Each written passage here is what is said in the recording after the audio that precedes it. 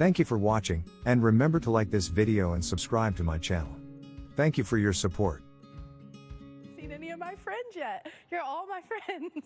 Truly, I mean that. But we got to be serious about this because this is not friendly weather at all. In fact, this is the opposite of friendly weather. This is dangerous weather. We've got torcons today of 2 to 3, and we've already had multiple tornado warnings across extreme northern North Carolina. Elizabeth City was included in one of those tornado warnings, and you can see the Outer Banks, Hatteras, Morehead City, all included in that. Now, we've got the first round that's moving offshore. You can still see some of those polygons for the severe storms, but we're actually going to have another round that builds in and brings us another chance for severe storms.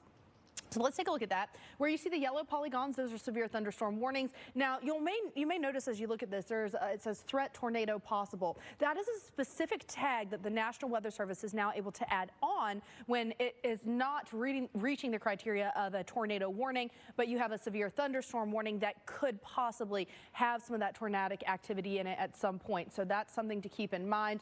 Nixonton, you are that city that's included in that severe thunderstorm warning. Could see 60-mile-per-hour wind gusts, maybe some hail as well. A severe thunderstorm warning for Poplar Branch as well, again with that tornado possible tag.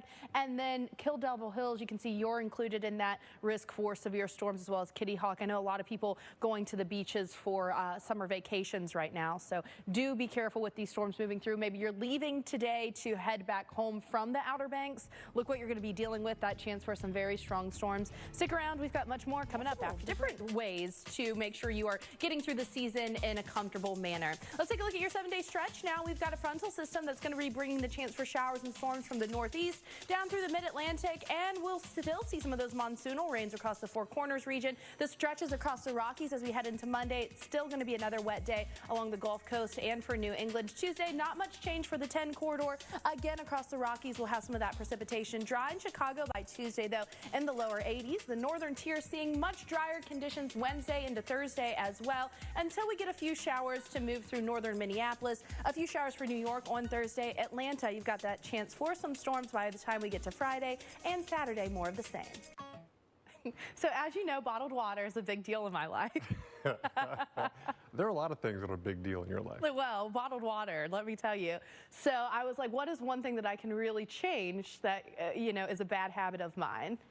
And bottled water came to mind. She is a water snob, so I really wonder how this is going to go. I have a very picky water palate, but you know what? Sacrifices for the greater good of all. This is going to be a good challenge for you.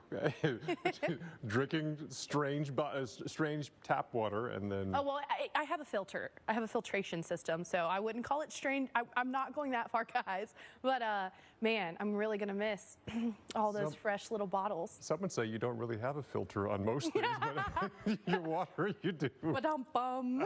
Because that's right. All right. So, Paul, we have joked about this. Paul and I have had multiple conversations about my water snobbery. I have a very picky water palate. So this was something that I knew I needed to change about myself. I knew that buying all of the bottled water was not, it's not helping the environment. Why are you laughing? If they just knew at home the extent of her water snobbery, can we even give them a hint?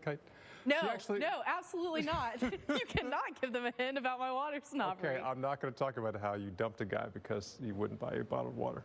There's way more to that story, let me just tell you. It was the principle of it, I'm just saying, but I'm changing. Hey, if you're watching right now, hit me up, I'm changing. So there's a chance for some dude out there. All right. Nashville, but places farther south, not quite, because we'll still...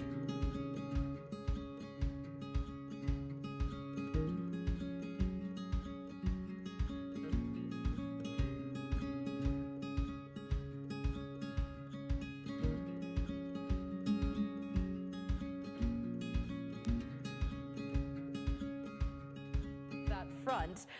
But we've got that rain that's going to add up through Wednesday, and you can see some of the higher totals here, especially as we look at the coastal plains of the Carolinas, places like Wilmington, Charleston. You guys could see several inches of rain through the next several days as we've got this frontal boundary that's just going to kind of park itself and stall out. That is quite frequently what happens with these fronts this time of year. We just don't have the atmospheric dynamics right now to push that all the way south through, say, past Florida. So we keep them in place kind of near the Gulf Coast, and that provides a focus for rounds and rounds of showers and storms, which will be the case today, tomorrow, Tuesday, Wednesday, and even into portions of Thursday for some of us. So you can see here's Tuesday along that I-20 corridor up through the mid-Atlantic. You've got that chance for some storms, Tennessee Valley down through Florida, all the way through New Orleans on Wednesday, that chance for scattered storms as well. Charleston, South Carolina, have you been there? If you have not, I highly recommend it.